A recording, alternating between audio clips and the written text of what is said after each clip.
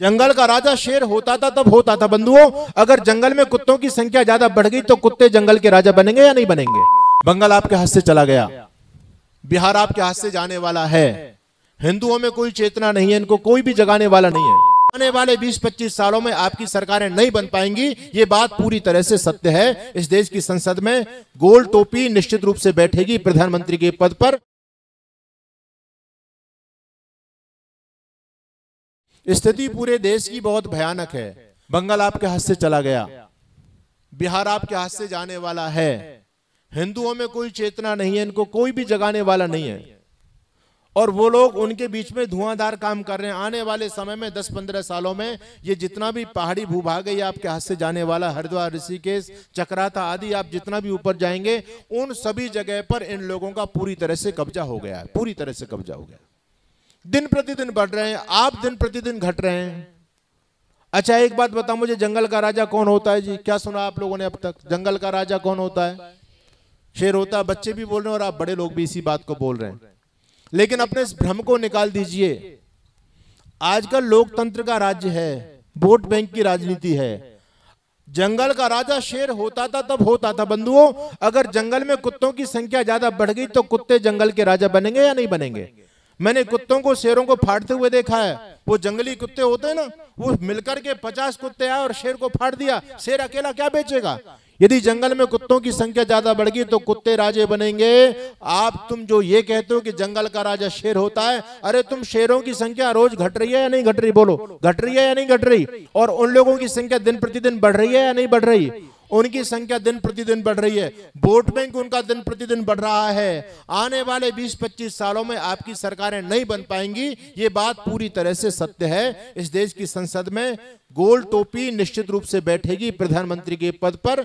वर्तमान में जो हालात बने रहे, सरकारों से मैं ज्यादा उम्मीद नहीं करता बंधुओं। आपको मेरी बात बुरी भी लग सकती है, मैं कटु सत्य बोलता हूं। मैं किसी दल का व्यक्ति नहीं हूं, मैं किसी वर्ग का व्यक्ति नहीं हूं, मैं सन्यासी हूं। सत्य कहना मेरा धर्म है। जिन लोगों पर आप विश्वास करके बैठे थे, 10 साल तक जो सत्ता में बैठे रहे, लेकिन जो राष्ट्र हित के लिए जो सबसे बड़ा कानून था, जनसंख्या नियंत्रण और समान नागरिक संहिता, वो लोग नहीं लेकर के आ पाए और आगे अब इनकी उम्मीद नहीं है। अब आपको कौन बचाएगा बताओ? तो सरकारों के भरोसे बैठे रहोगे तो कुछ होने जाने वाला नहीं है। ये तो अब आप लोगों को ही खुद निर्णय लेने पड़ेंगे सख्त, और फिर काम करना पड़ेगा। अब ये समस्या तो आप बहुत अच्छी तरह से जान रहे हैं कि क्या क्या हालात बनते चले जा रहे हैं। आपके मेरठ में कल हम जा रहे थे तो भाई कुलदीप जी बता रहे थे कि पहले जो सरकारें थी तो इसी चौराहे पर गाय को पकड़ करके, गाय भाग करके आई और पकड़ करके फिर ले गए और फिर काट दिया उसको। ये सब कुछ आप लोगों ने देखा है। ये तो अब योगी बाबा का डंडा चल रहा है, इसलिए थोड़े से वो शांत बैठे हुए हैं, लेकिन योगी जी ज्यादा दिनों तक नहीं ठहरेंगे, क्योंकि खुद हिंदू योगी जी का खिलाफ बैठा हुआ है। वो खुद गद्दार हिंदू बैठा हुआ है, उसके साथ साथ इनका वोट बैंक दिन प्रतिदिन गिरता चला जा रहा है। तो योगी और मोदी ज्यादा दिनों तक नहीं है, फिर देखो कि देश की हालात क्या बनेगी। अभी तो केवल 100 सीटें मिली हैं उस मूर्ख को, और 100 सीटें मिलने के बाद कहता है हिंदू हिंसक है, हिंदू नफरत फैलाने वाला है। और खड़गे जो उनका अध्यक्ष था उस बात को स्पष्ट बोल रहा था, इतनी सहूलियत तो हमको है कि आज हम खुला बोल पा रहे हैं। ये आपकी एकजुटता का परिणाम है। यदि उन लोगों की सरकार आ गई तो वो खड़के बोल रहा था कि हम इतना जबरदस्त एक अध्यादेश लेकर के आएंगे कि हेट स्पीच बोलते हैं, जो मैं आज आपके बीच में बोल रहा हूं, इसको इनकी भाषा में हेट स्पीच बोलते हैं। इस पर एक इतना जबरदस्त अध्यादेश लेके आएंगे कि कोई बोल नहीं पाएगा।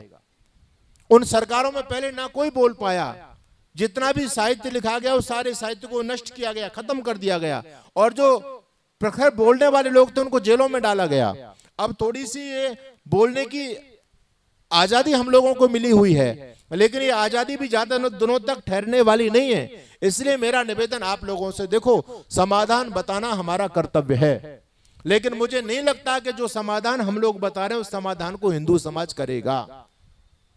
हिंदू समाज की स्थिति देख करके भयानक निराशा मन में छा रही है, और मैं बार बार इस बात को कहता हूं कि हिंदू ये बचने वाला नहीं है, ये कटु सत्य है। आप लोग जागृत व्यक्ति हैं, आप लोग कुछ चेतना समाज में दे सकते हैं, लेकिन इस हिंदू समाज की स्थिति अभी आप लोगों ने देखा हाथरस में कितना भयंकर तांडव हुआ, और उसके बावजूद भी उनके भक्त लोगों को कोई मलाल नहीं है।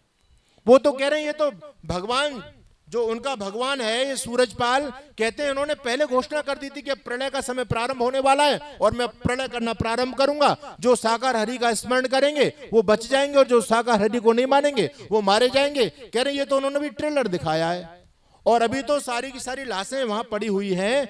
अभी उनके मन की बात है, वो सारी लाशों को जिंदा भी कर सकते हैं। इन बेवकूफों की बुद्धि में गोबर भरा हुआ, ये कभी सुधरने वाले लोग नहीं है। कौन इनको जगाएगा? आर्य समाज जो बोलता है आपको जगाने के लिए प्रयास कर रहा है, उस आर्य समाज से दूर भाग रहे हैं, उसकी बात कोई मानने के लिए तैयार नहीं है। ये सारे पाखंडी, ये भी दुश्मन है इस देश के। महर्षि दयानंद सरस्वती कहते हैं पाखंड देश की अधोगति का कारण बना, आगे भी बनेगा।